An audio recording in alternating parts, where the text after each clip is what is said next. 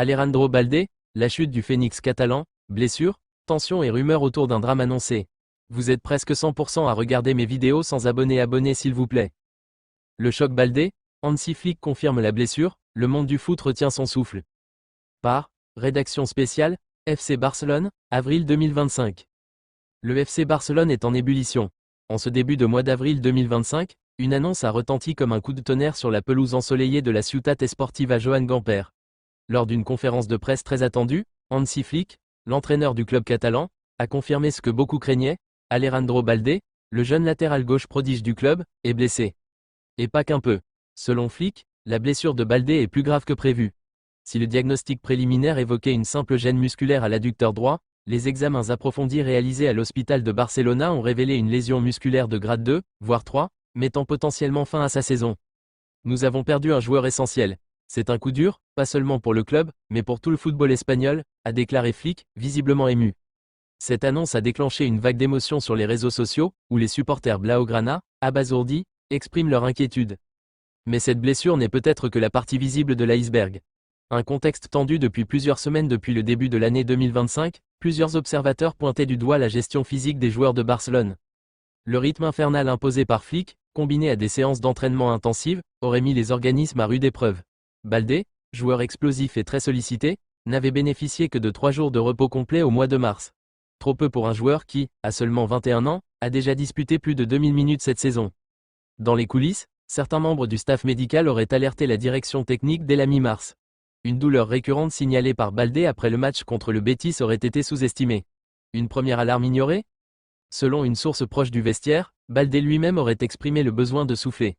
Mais la pression des prochaines rencontres, notamment le quart de finale retour de Ligue des Champions face à Manchester City, aurait poussé le staff à maintenir le joueur dans le groupe.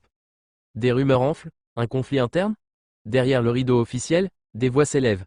Plusieurs journalistes catalans, dont Elena Condis et Zic Rodriguez, ont laissé entendre qu'un désaccord profond aurait opposé Hansi Flick à un membre du staff médical. L'entraîneur allemand, reconnu pour sa rigueur, aurait ignoré certains rapports médicaux en prétextant la résilience physique des jeunes joueurs. Ce choix aurait entraîné une tension palpable au sein du vestiaire. Certains cadres, comme Ter Stegen et Lewandowski, auraient même plaidé pour que Balde soit mis au repos lors des 2 dernières journées de Liga. Mais ce n'est pas tout. Une rumeur, relayée en off par une équipe de Canal+, parle d'un clash entre Flick et Balde lui-même.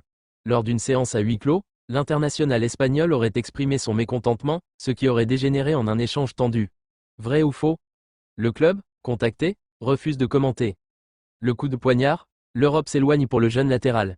La blessure de Balde ne compromet pas seulement la fin de saison du FC Barcelone. Elle pourrait aussi coûter cher à l'international espagnol sur le plan personnel. L'Euro 2025 approche, et Balde faisait partie des sélections pressenties pour occuper le flanc gauche de l'Aurora. Sans lui, la place pourrait revenir à Fran Garcia ou José Guea, selon les dernières projections. Alejandro travaillait dur pour être à 100% cet été. Il est dévasté, a confié un membre de son entourage à Mundo Deportivo. C'était son objectif de l'année. Il voulait montrer au monde qu'il était prêt à devenir titulaire indiscutable avec l'Espagne. La fédération espagnole, prudente, attend de nouveaux examens dans 3 semaines avant d'émettre un communiqué officiel. Mais en interne, on se prépare déjà à faire sans lui. Conséquence pour le FC Barcelone, un chantier d'urgence. Sportivement, l'absence de Balde pose un véritable casse-tête à Hansi Flick.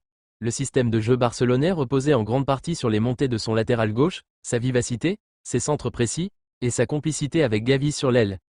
Pour le remplacer, Marcos Alonso est trop lent et souvent blessé. Joao Cancelo est plus à l'aise à droite. Le jeune Hector Ford pourrait être une option, mais son manque d'expérience en fait une solution risquée. Le club envisagerait de rappeler Alejandro Grimaldo, aujourd'hui à Leverkusen, lors du prochain mercato. Autre piste, un prêt de Sergio Gomez, Manchester City. Mais une autre rumeur, plus sulfureuse, fait son chemin. Jordi Alba aurait reçu un appel de Joan Laporta. Le président penserait à un retour temporaire de la légende blaugrana pour aider le club dans ce moment difficile. Un avenir incertain pour Balde? En off, des agences actives.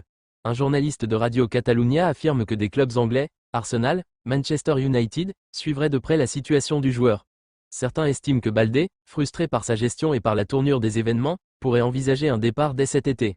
Une hypothèse qui semble peu probable, mais pas impossible. Le joueur, très attaché au club, n'a cependant pas pris la parole depuis l'annonce. Son silence intrigue. Selon son entourage, il serait focalisé sur sa récupération, avec un objectif clair, revenir plus fort, faire taire les doutes, et montrer que cette blessure n'était qu'un obstacle sur la route d'un futur capitaine du FC Barcelone. Mais les questions restent nombreuses. Flic assumera-t-il ses choix? La direction protégera-t-elle son joyau? Et surtout, Baldé pourra-t-il retrouver son niveau avant l'automne?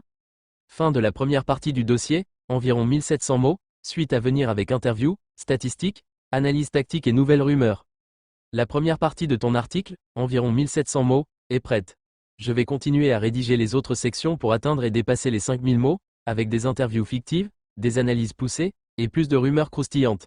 Souhaites-tu que je continue directement ici ou que je t'envoie les prochaines parties une par une dans le document interactif?